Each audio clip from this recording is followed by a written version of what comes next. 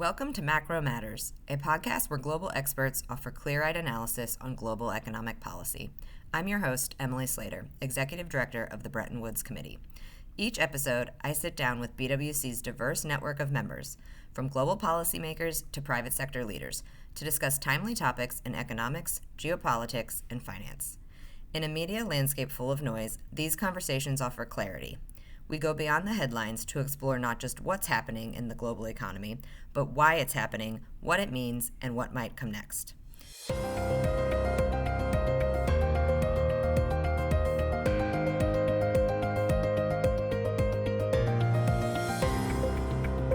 Welcome to today's episode. I'm delighted to have our guest here today. And the question that we're asking in today's episode is, how well has the global economic architecture aged? Is it a fine wine or is it vinegar?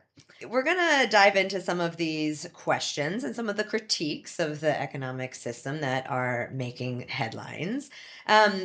This system was really designed, of course, back in 1944 in Bretton Woods, New Hampshire, to really promote growth, stability, cooperation, and address some of the root causes of World War I, World War II. And for many, many decades, it did that, right? It produced the most prosperous period in history. But the last several decades, we've seen some cracks in the architecture. Global growth has slowed, inequality has risen, there's been many shocks to the system. And so we're really seeing this international order being tested. And some of those most, I think, vocal critiques have recently come from the US, who's sort of not only questioning, I think, the system as a whole, as it was designed, but really the rules and the fairness of the system and the institutions that comprise it and whether they're really still fit for purpose. Those are some of the questions that are before us today that we're going to dive into, and we're very fortunate to have with us Ms. Nancy Jacklin, who's going to help unpack some of this, and couldn't think of someone better to address this. Nancy, a longtime career veteran of U.S. government, both the Federal Reserve and the U.S. Treasury, also served as the executive director at the IMF on their board of directors. So you have firsthand experience into policy making, into cooperation and negotiations with other governments, and we're very delighted to have you here today to help us try to make sense of some of these shifts that are going on. And I should say, Nancy also hosted a podcast for the Bretton Woods Committee called Brettonomics. So encourage everyone to listen to those episodes if you have not already. And happy to have you on this side of the table today, Nancy, as a guest. Well, thank you, Emily. It's a strange chair I'm sitting in after all those podcasts on the other side. But let me see, before we talk about how people are criticizing this current system, let's kind of talk about what it is and why it is the way it is. So the sense was in 1944 that you were going to end up with a bigger economic pie for everybody if you had basically free and fair trading system, really a market-based system, and you had exchange rates that weren't being manipulated but were basically being fairly established. The economic principle behind that was this theory of comparative advantage, that if every country produced goods and services where it could do it most effectively and most efficiently, and then countries traded with each other, you would end up with the optimum outcome. It would benefit everybody. Yep. The problem with the theory is that at its heart, that's how free markets operate. And there are some outcomes to that operation that may not be wholly acceptable. So, for example, you can end up with a freely competitive system with having supply concentrations and shortages. And we've seen that in the US domestic economy. Who knew that infant formula was only produced by one company in North Carolina before that hurricane hit, right? We've seen it internationally with COVID. And we've seen it with the Ukraine hostilities and the interference with wheat and fertilizer exports. So you can have that sort of unacceptable outcome of having one producer dominate in any particular product. And that can happen with, as I said, agricultural goods or industrial goods. The other thing that can go wrong is that competition, free markets by their nature, involve essentially creative destruction, right? Mhm. That there's a better product, there's technology improvements, there's higher quality somewhere else. Producers can go out of business, Mhm. or their piece of the market can shrink. And that affects those businesses, and it also affects the employees of those businesses. And what we've found in most free market systems is that the governments are not particularly good at figuring out how you help companies and individuals deal with that transition to getting back on their feet, Yep. and having some worthwhile employment. So that's kind of the theory. Now, the theory has met political reality, and so in the international system, it is not purely free trade. There are quota and non-quota barriers that are permitted, and there are particular categories of exceptions that you can fit into, and it's everything from health and safety regulations. We have capital markets and banking regulations. We have Mhm. national security exceptions. There are some exceptions for essential products. I mean, the U.S. has tons of agricultural subsidies, Oh, right? yeah. That And they're counts for not more than the they're foreign assistant they're not they're budget. not illegal. Yep. We had, and with developing countries, infant industry exceptions. So it was never a purely No. market-driven system.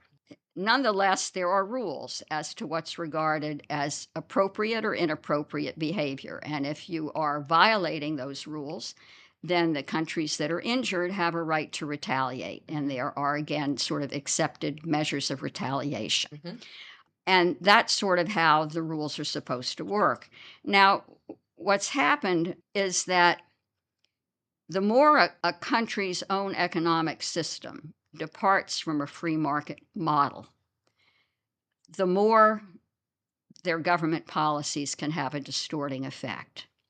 So one of the biggest examples out there of unfair trade that we keep hearing about is Chinese overproduction of things like electric vehicles, Mhm. where they're making far more than their domestic economy will consume.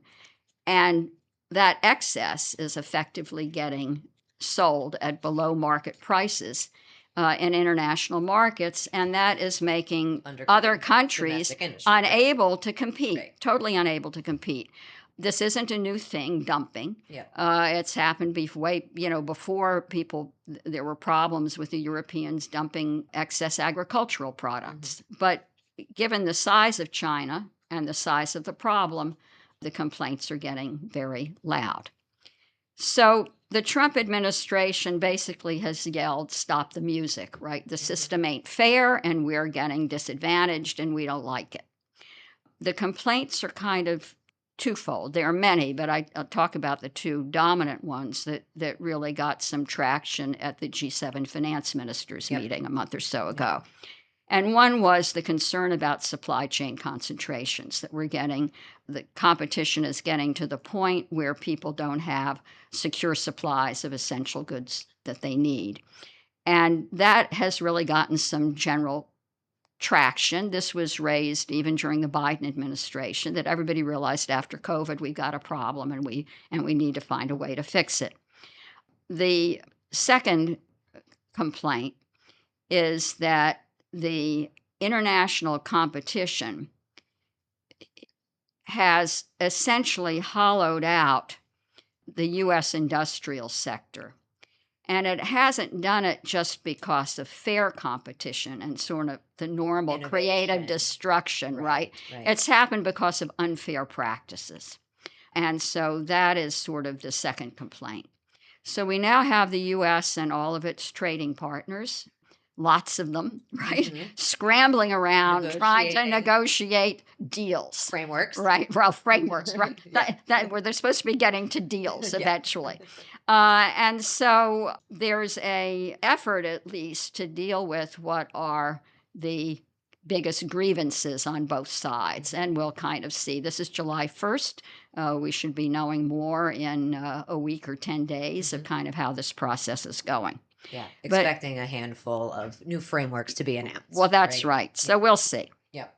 Now, in addition to unfair trading practices, the other big beef that the U.S. has is with the buildup of substantial and sustained balance of payment surpluses by other countries due to their fiscal, monetary, and exchange rate policies, and their unwillingness to pursue policies that create adjustments, more balance in the way their economies are run. And the principal beef, of course, is about China and its longstanding model of export driven growth. So, what happens is if the government incentives and subsidies and policies are trying to push the growth in the Chinese economy to the export sector at the expense of other sectors like consumer goods and services for domestic consumption, that leads to a buildup of surpluses in the external account, which then has enormous spillover effects on other countries and the system as a whole. There's also, of course, the US that has sort of, in a way, the counterpart, very large balance of payments deficits. Deficit, yeah. And those can be attributed both to US fiscal policy, but also the way the international trading system is working. As far as I can remember, and I'd say from the beginning of time, one of the big issues in the international monetary and financial system is how to deal with large imbalances and to get symmetrical adjustment by surplus and deficit countries. Historically, it has always been hardest to get surplus countries to make the adjustments because, after all, they're the ones who are They have the advantaged. incentive, yeah, Right. They to don't do have so. the incentive to do so. So, what's happening now is this is nothing new, but because the imbalances are larger and have gone on for longer, the need for change has kind of, those pressures have built up, and there's a real desire that something be done. Now, the U.S. has a third complaint about the system, and that is that it produces an overvalued dollar. Yep. And the way we get there is because the US dollar is the principal currency in international trade, and it is the principal reserve currency. So there is demand for the dollar that is greater than what might be there just based on its own trading and investment position in the global system. And this ends up creating winners and losers in the US economy too, right? So if you have an overvalued dollar, it means exporters are disadvantaged because the prices of their goods in international markets is higher. Expensive, yeah. It means that importers of goods and services have lower prices, which is good. Consumers have lower prices.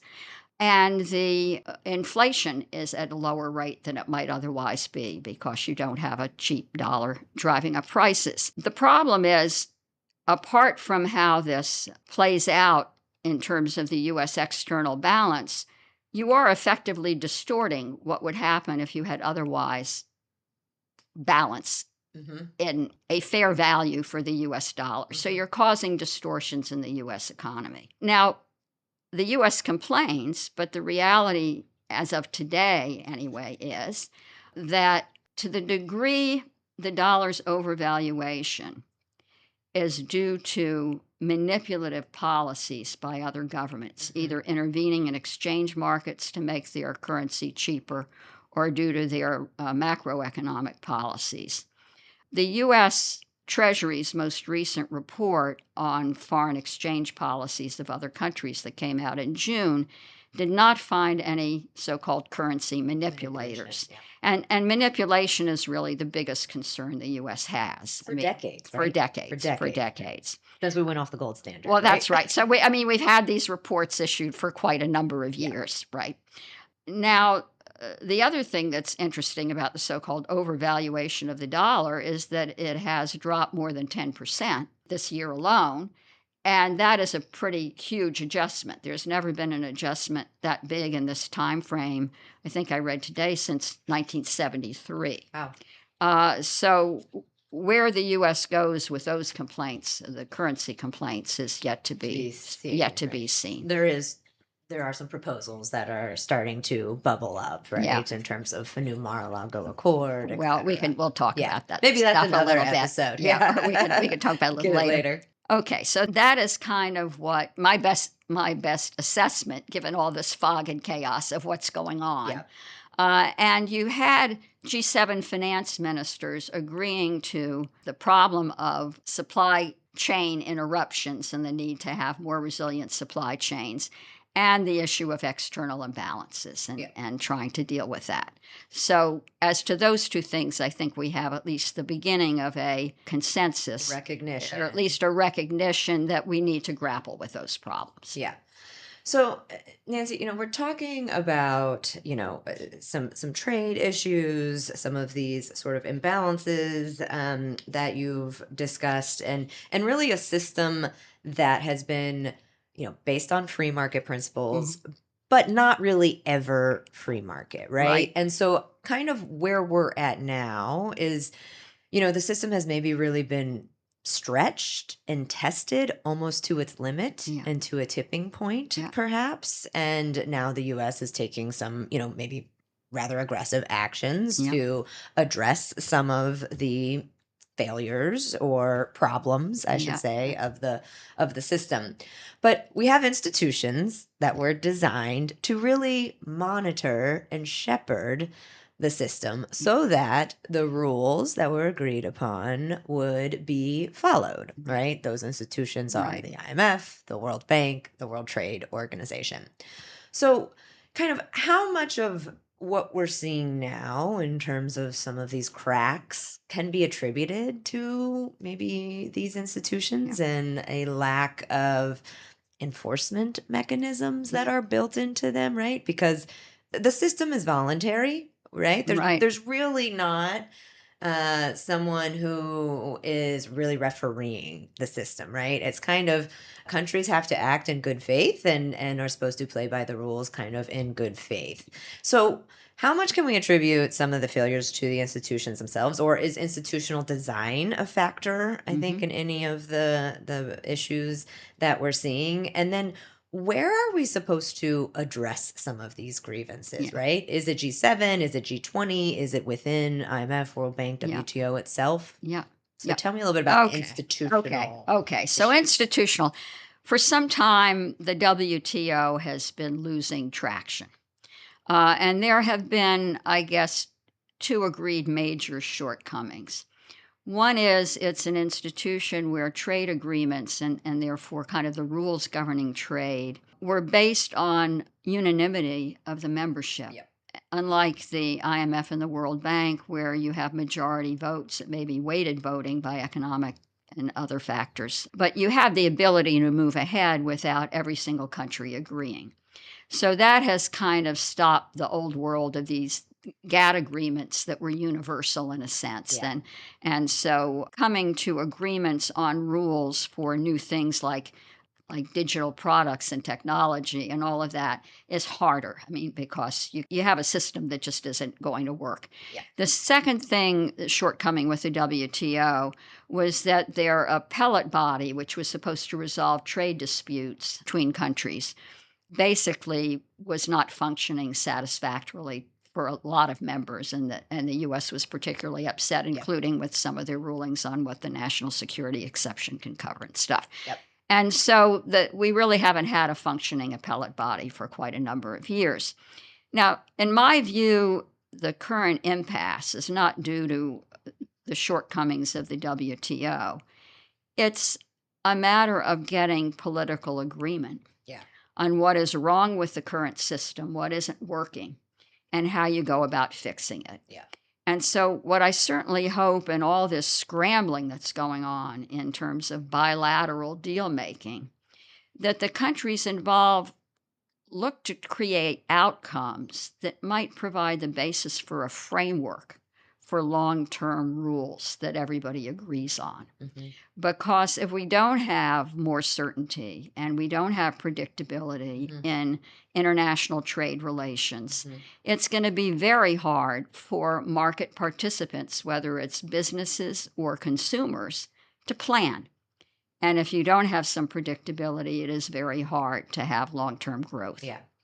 So that's sort of issue number one So on the take trade the sort side. of take the crisis So, as an so take the opportunity. crisis and opportunity and try to make it work for the long haul. So we don't get back here Right, again. right. I know fast, everybody wants everything done fast, but at least look at what can we do fast and then what do we have to continue to chip away at Yep. and really get some agreement. The second thing is on the external imbalances and exchange rates. As I said, those issues have been longstanding issues in the international monetary and financial system and go to the heart of the IMF's core function. And that is to oversee members' obligations under what's called Article 4 of the IMF Charter. And in that, the members are supposed to pursue fiscal, monetary, exchange rate policies which do not give them an unfair competitive advantage in the system as a whole. And your domestic policies are supposed to be meeting domestic goals, and you're not supposed to be implementing domestic policies, domestic economic policies, or your foreign exchange rate policies to basically outcompete others in the international system.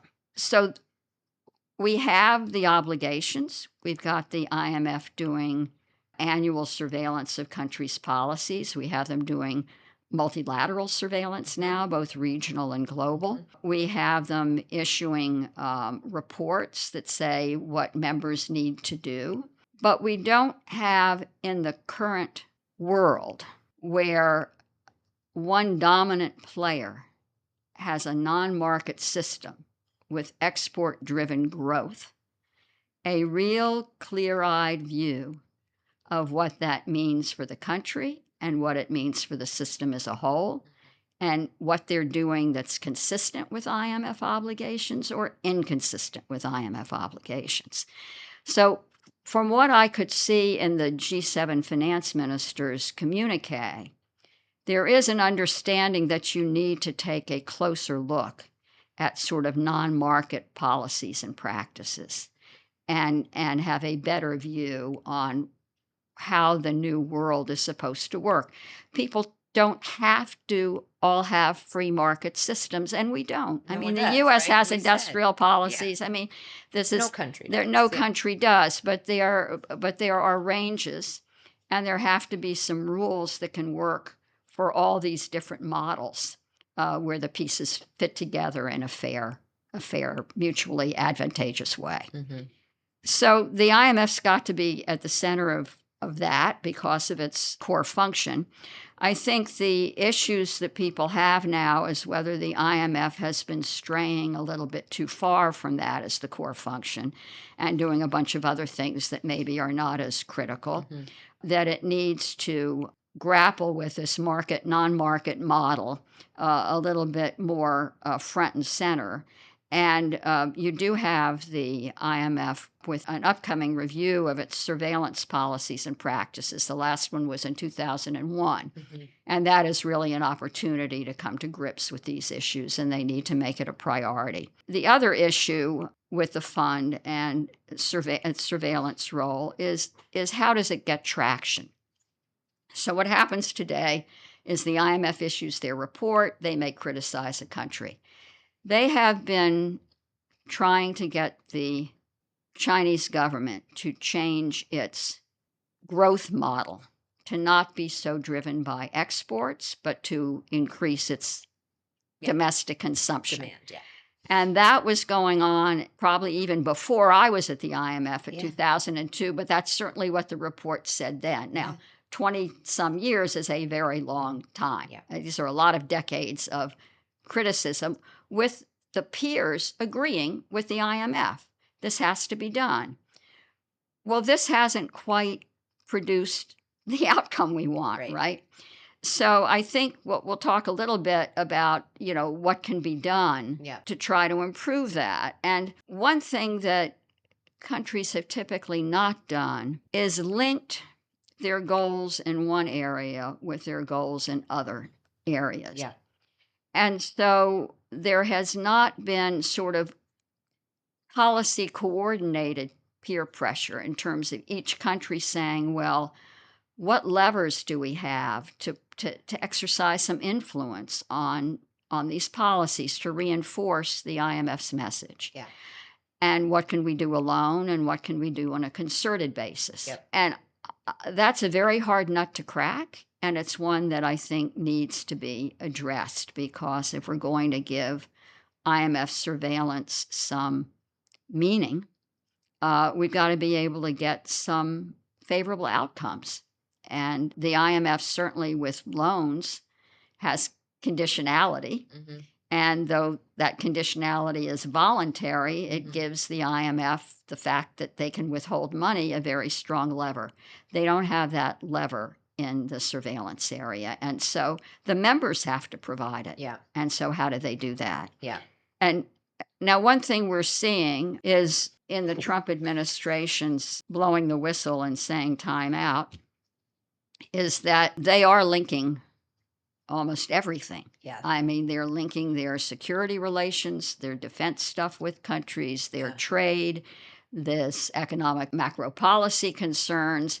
Yeah. It's all kind of being thrown into one massive Negotiation. or massive list of grievances or rights and obligations. And whether that has sufficient focus and collective buy-in to make it work Yeah. in the international context, Right. I've got some doubts. Yeah. But the fact that there are sources of other pressures that can be brought to try to reinforce the IMF's message is one that I think we've got to pay attention to. Yeah. Now, the other thing the IMF needs to do in this world and that it is fit to do, and again, what we're looking at with the IMF is not massive reform or massive change. It's kind of course correction, as some have called it. But in this era of kind of turbulence as to what the new rules are going to be or how they're going to get implemented, every country is going to be affected by these shifting sands. Right? Yep. You can't have the world sort of changing this much and not have every single country affected in terms of their own economic performance. So the IMF's clearly going to have a big role going forward, both in providing financial support to countries that are having difficulty adapting and adjusting, and also policy supported advice. And that's not just going to be helpful to the countries that are hit by this stuff by collateral damage, but you've got some fundamental changes going on in Europe in terms of increased defense spending and greater integration both of their financial markets and their economies. And those are all issues that are part of the surveillance function of the IMF. Yeah, Right. really their core mandate, right? So I think trying to restore clarity and stability to the system is really necessary. It's not going to be quick. It's not going to be easy, but really it's essential if we're going to expect global economic growth. Yeah. So, I mean, you've talked a little bit about sort of some of the institutional reform that needs to happen. I mean, maybe at the IMF, not wholesale changes, right? Yeah. A little Yeah. bit of, dealing with some of the imbalances, giving advice, technical assistance to countries to kind of deal with the so-called shock Yeah. that they're Yeah. experiencing right now.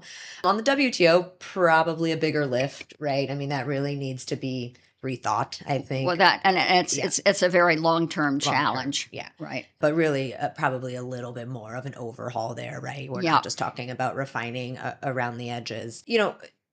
Many people have sort of said that some of the actions that are being taken, by the current U.S. administration to address these problems in the system are really impacting the global system, going forward and forever. We'll have disrupted it and reshaped it forever, right? Which is Right. There are going to be different trading patterns. Yeah. I mean, there's no that at a minimum is going to change. Yeah.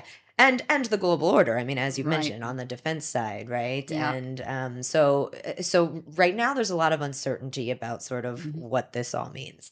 And I can't begin to forecast where we go from here or really how we make sense of this. But I think you put your finger on something that's really interesting that we're seeing from the administration, which is this more comprehensive approach where they Mhm. are sort of packaging together macroeconomic, defense, trade, right, Right. in their relationships and their bilateral Right. relationships Right. with other countries. And kind of to be seen on how that plays Yeah. out.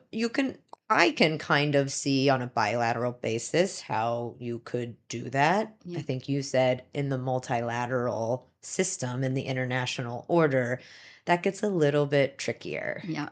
So, where do we go from here, Yeah. Nancy? Both in terms of the architecture as a whole, some of Yeah. the institutions, which we've touched on a little Yeah. bit, but Yeah. also just kind of the fundamental ideal that the Bretton Woods system was based on, which Yeah. is cooperation. Yeah.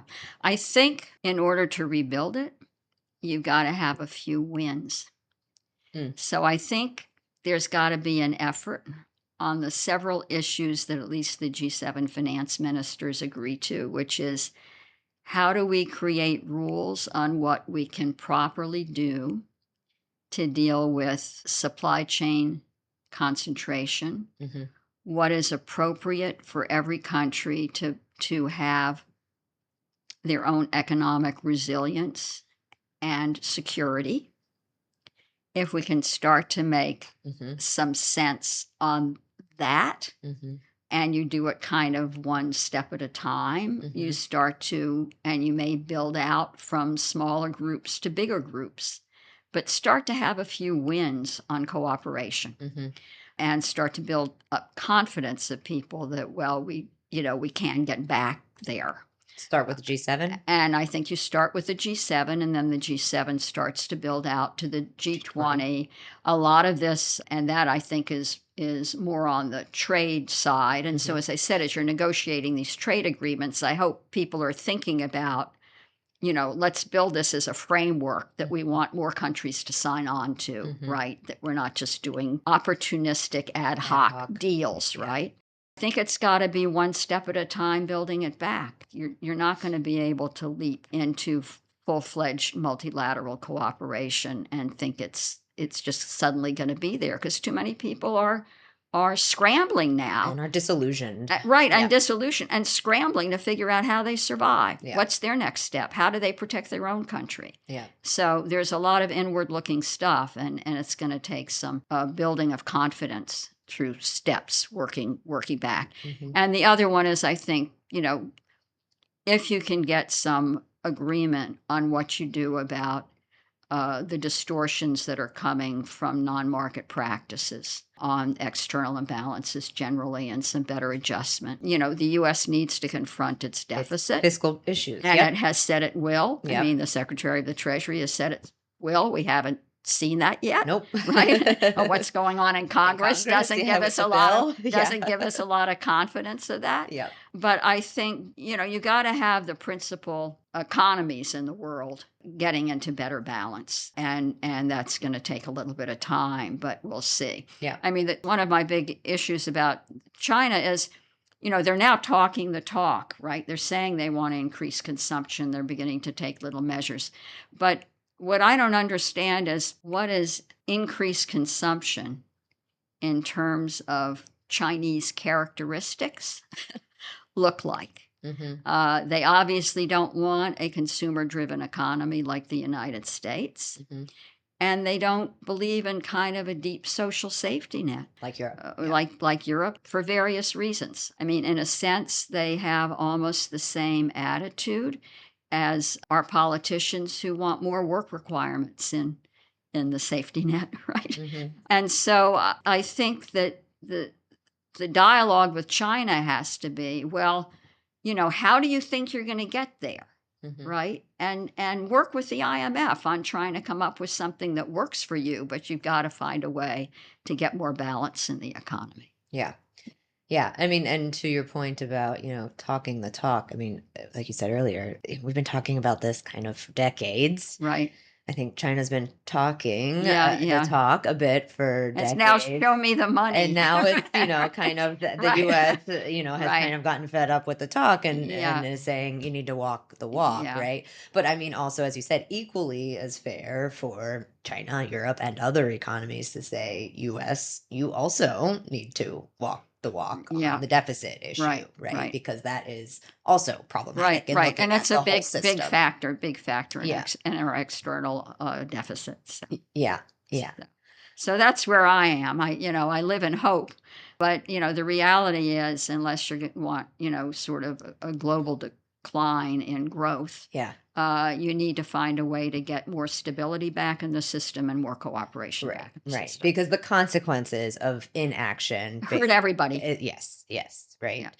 Final question, Nancy. I mean, you've kind of outlined a building blocks approach here Hmm. to sort of the world re-engaging in multilateralism and in Yeah. a new international order. But we've heard several times in the past, and maybe some musings from this current administration, that what we really need is another Bretton Woods, right? Mm. A 2.0, another, kind of Yeah. sit down, hash it out, look at all of the different aspects that we've talked about: Yeah. macroeconomic, Yeah. trade, defense, right? And really sort of renegotiate and reconcile what the rules of the international order are. I'm very skeptical of that ever happening given Yeah. current geopolitical and political realities. And that seems to be sort of the alternative approach to the building block one. Yeah. Any merit in that approach, or Well, any I think, real reality? perpetual meetings, Yeah. right, are not anything anybody wants to sit through, Yeah. particularly not this administration. They're Yeah. not into perpetual meetings. And I think that if you start to have practical negotiations that produce some results, that shows people can talk to each other. Hmm. And I don't see how you get a massive redesign of the system. And I frankly am not sure anybody knows what they want it to look like anyway. Yeah. Yeah. So, Yeah. and you've got all of these, geopolitical pressures that are out there right now Yep. that are going to redesign the way the world looks too. Yep. The economy in the Middle East is going to look different 10 years from now than Yep. it does today. Yep. Yep. And then we'll see what happens with China and the Asian economies that have been dependent on its export driven model.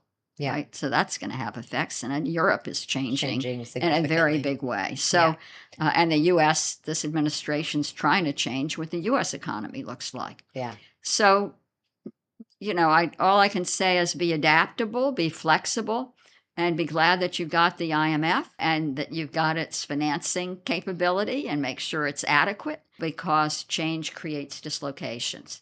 I mean, the other thing that countries really need to take a hard look at in today's changing world is to do a better job at how you help the dislocated Yeah. and not in terms of handouts necessarily, but what's the framework for transition for people? They got to learn new skills. They may have to move new places. They need to have some kind of bridging support of the community. How do you help people deal with a rapidly changing world, whether it's AI Yeah. or it's international competition? Yeah, absolutely. And as you said, governments haven't world over, right? Worldwide have not been great No, all at doing that. those Yeah. programs of trade support Yeah. for individuals don't work. I Yeah. mean, they don't work. Yeah. Well, Nancy, we have Covered a lot of covered ground. a lot of ground.